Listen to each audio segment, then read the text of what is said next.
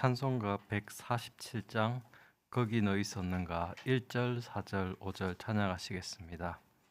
찬송가 147장 1, 4, 5절.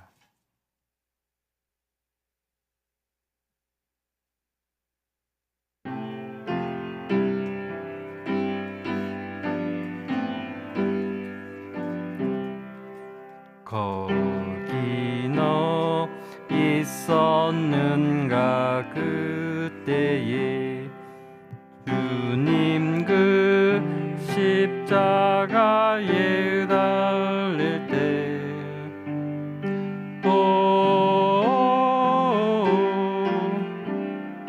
때로 그 일로 나는 떨려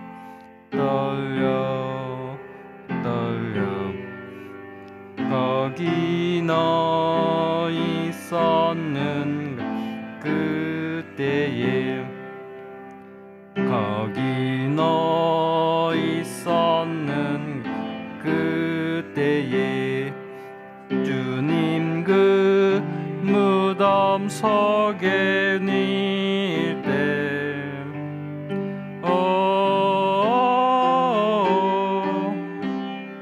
때로 그 일로 나는 떨려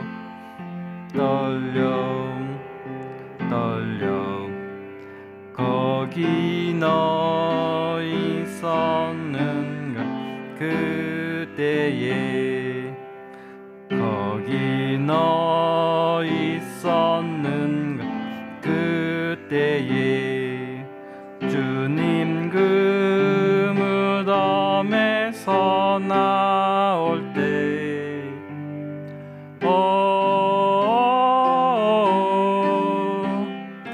때로 그 일로 주께 영광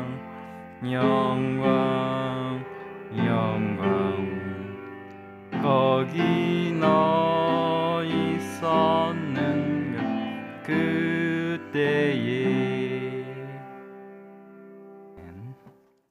오늘 말씀은 누가복음 24장 1절에서 10절입니다.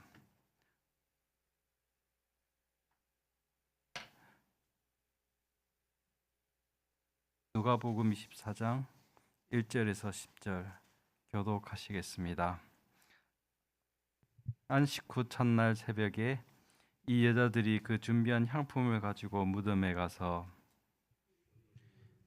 굴려 옮겨진 것을 보고 들어가니 주 예수의 시체가 보이지 아니하더라.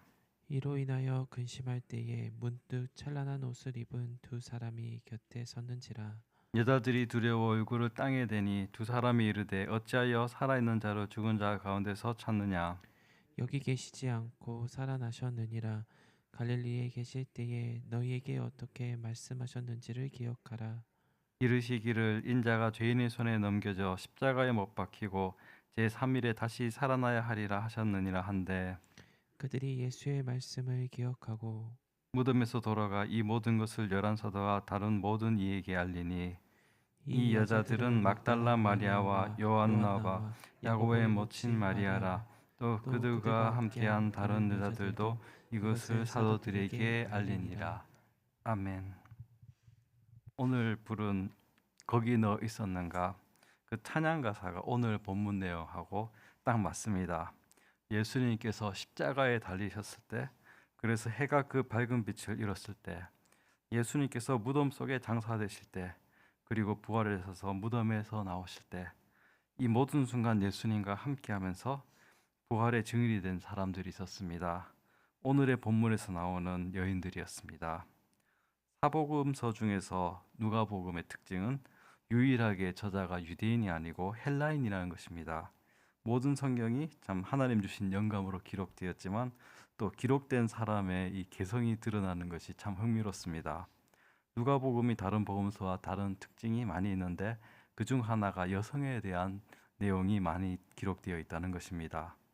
모든 복음서에서 부활의 첫 증인은 여자였다고 기록이 되어 있지만 누가복음은 그 증인이 된 여자들이 예수님을 따라갔던 여정을 가장 자세하게 기록을 하고 있습니다. 누가복음 8장 1에서 3절. 그 후에 예수께서 각 성과 마을에 두루 다니시며 하나님의 나라를 선포하시며 그 복음을 전하실세 12제자가 함께하였고 또한 악귀를 쫓아내신가 병고침을 받은 어떤 제자들 곧 7 귀신이 나간 자 막달라인이라 하는 마리아와 헤롯의 청지기 구사의 아내 요한나와 수산나와 다른 여러 여자가 함께하여 자기들의 소유로 그들을 섬기더라. 누가복음 8장에서 예수님께서 이 갈릴리 지역에 12제자와 함께 하나님 나라 선포하실 때 그때부터 함께한 여자들이 있었습니다. 이름도 있습니다. 막달라 마리아, 요한나, 수산나, 그 외 여러 여자들이었죠. 이들은 자신들의 소유로 예수님과 12제자를 섬겼습니다. 다른 복음서에서는 너무 당연한 일이기도 해서 생략이 되어 있지만 누군가 계속 함께하면서 봉사하는 사람들이 있었습니다. 갈릴리에서부터 따라온 여자들은 예수님께서 십자가에 달려 돌아가실 때 멀리 서서 이 일을 보았다고 기록이 되어 있습니다. 누가복음 23장 48, 49절. 이를 구경하러 모인 무리도 그 된 일을 보고 다 가슴을 치며 돌아가고 예수를 아는 자들과 갈릴리에서부터 따라온 자들도 다 멀리 서서 이 일을 보니라. 그때 그 자리에 사도들은 없었습니다. 예수님의 제자라서 잡히면 자기도 처벌을 받을 것이 두려웠을 겁니다. 요한복음에서 유일하게 사도 요한은 그 자리에 있었다는 것이 드러납니다. 그런데 기독교 미술에서 보면 사도 요한은 다른 제자들과 달리 혼자 수염이 없게 그려집니다. 보통 이제 성인 남자의 상징이 이제 수염이니까요. 사도 요한은 제자들 중에서 가장 어렸을 것이고 아마도 10대였지 않을까 추정되고 있습니다. 어떻게 보면 무시를 당하기 쉬운 여자와 아이였기 때문에 그 자리에 있을 수 있었던 것 같습니다. 그래도 그 자리에 있던 것이 쉽지 않았을 겁니다. 이 로마 군인들을 보면은 두려웠을 것이고 또 예수님이 십자가에 달려서 돌아가신 걸 지켜보고 있으면 그것이 얼마나 슬프고 안타깝고 또 원통하겠습니까? 그래도 갈릴리에서부터 예수님을 따라온 여인들은 그 자리를 지켰습니다. 아리마대 요셉이 예수님을 장사 지낼 때에도 여인들은 함께 있었습니다. 누가복음 23장 55, 56절. 갈릴리에서 예수와 함께 온 여자들이 뒤를 따라 그 무덤과 그의 시체를 어떻게 두었는지를 보고 돌아가 향품과 향유를 준비하더라. 계명을 따라 안식일에 쉬더라. 이때에도 참 여인들은 자기 힘으로 이 예수님의 시신을 장사하게 내어달라고 요구할 수도 없었고 무덤이 있어서 장사를 지내드릴 수도 없고 그저 따라가서 지켜볼 수밖에 없었습니다. 안식일은 토요일입니다. 그날은 예수님께서 무덤에서 보내신 날이고 하루 종일 아무 일도 할 수 없으니까 제자들과 여인들은 집에서 조용히 슬퍼하고 있었을 겁니다. 정말 이 안식일 날 이들의 마음을 생각해 보면 정말 얼마나 슬프고 또 괴로웠겠습니까? 그런데 또 이 여인들은 안식일 지나면 예수님 시신의 발을 향품하고 향유를 준비하고 기다리고 있었습니다. 참 슬프고 괴로운데 그 와중에도 마지막까지 예수님을 섬기기 위해서 준비를 하고 있었던 것입니다. 안식 후 첫날은 일요일입니다. 이날은 이 주님이 부활하신 날이라고 우리는 주일이라고 부릅니다. 신약 성경이 기록되던 시기에는 아직 주일이라는 말이 생기기 전이어서 대개 신약 성경에는 안식 후 첫날이라고 기록이 되어 있습니다.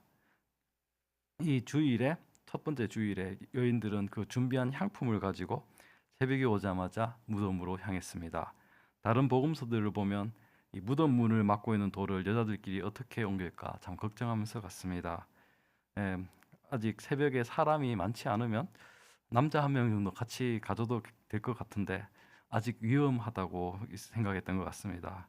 그런데 가보니까 무덤 문은 열려 있었고 예수님의 시신이 보이지 않았습니다. 그래서 이 근심하는 여인들에게 찬란한 옷을 입은 두 사람이 나타났습니다. 천사죠. 천사들은 여인들에게 어찌하여 살아있는 자를 죽은 자 가운데서 찾느냐? 여기 계시지 않고 살아나셨느니라. 갈릴리에 계실 때 너희에게 어떻게 말씀하셨는지를 기억하라. 이르시기를 인자가 죄인의 손에 넘겨져 십자가에 못 박히고 제3일에 다시 살아나야 하리라 하셨느니라 라고 말했습니다. 여인들이 분명히 갈릴리에서 예수님이 하셨던 말씀을 들었습니다. 그런데 그 말씀을 듣고 이해가 가지 않았습니다. 이해를 하지 않으니까 흘려들었고 기억도 하지 못해서 슬픔 중에 있었습니다.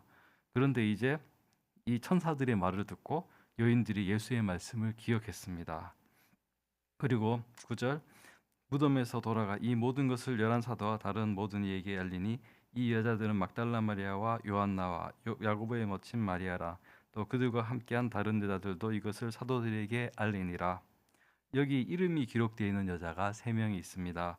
그래서 대개 성화에서는 여인 3명이 간 것으로 그려집니다. 그런데 여기를 보면 그들과 함께한 다른 여자들도 더 있었습니다. 하지만 무덤에 다녀온 여인들이 부활의 소식을 알렸을 때 사도들은 그들의 말이 허탄한 듯이 들려서 믿지 않았습니다. 예, 오직 베드로만 일어나서 무덤에 달려가서 무덤을 들여다보니 예수님을 쌌던 세마포만 보였습니다. 어제 담임 목사님 설교에도 나왔지만 요한복음에 더 자세한 정황이 적혀 있습니다. 사도 요한도 그때 같이 달려갔는데 요한이 더 빨라서 무덤에 먼저 도착했지만 무덤에 들어가지 않고 안을 들여다보아서 세마포가 놓인 것을 봤습니다. 베드로가 따라와서 무덤에 들어가 보니 세마포가 놓여 있었고 머리를 쌌던 수건은 따로 쌌던 대로 놓여 있는 것을 확인했습니다.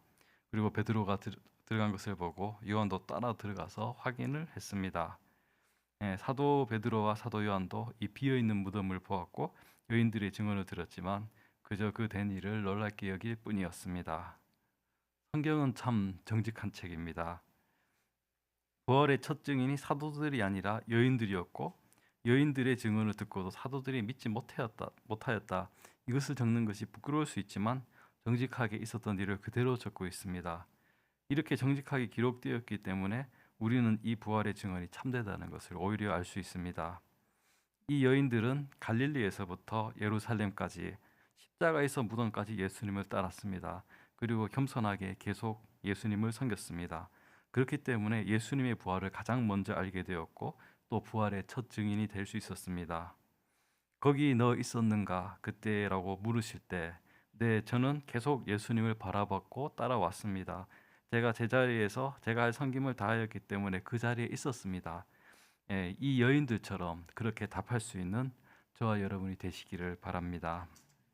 하나님 아버지 감사합니다. 오늘 우리는 정말 이 갈릴리에서 온 여인들이 계속 예수님을 끝까지 따랐고 또 자신들의 자리에서 계속 섬겼기 때문에 이 부활의 첫 증인이 되는 그런 감격스러운 경험을 할 수 있는 것을 보았습니다. 정말 우리도 이런 마음으로 예수님을 계속 바라보고 따라가서 정말 우리가 하나님이 보여주시는 그 놀라운 일들을 경험하고 또 우리가 증인되는 삶을 살 수 있도록 도와주시옵소서. 담임 목사님께서 40주 목사님들과 함께 일본 선교지를 방문하십니다. 오가는 여정을 살펴주시고 또 건강을 지켜주시고 그곳에서 또 일본에서 일어나는 놀라운 일들을 보게 하시고 또 우리에게 돌아와서 전해줄 수 있도록 도와주시옵소서. 또 우리가 전교인 수련회를 준비하고 있습니다.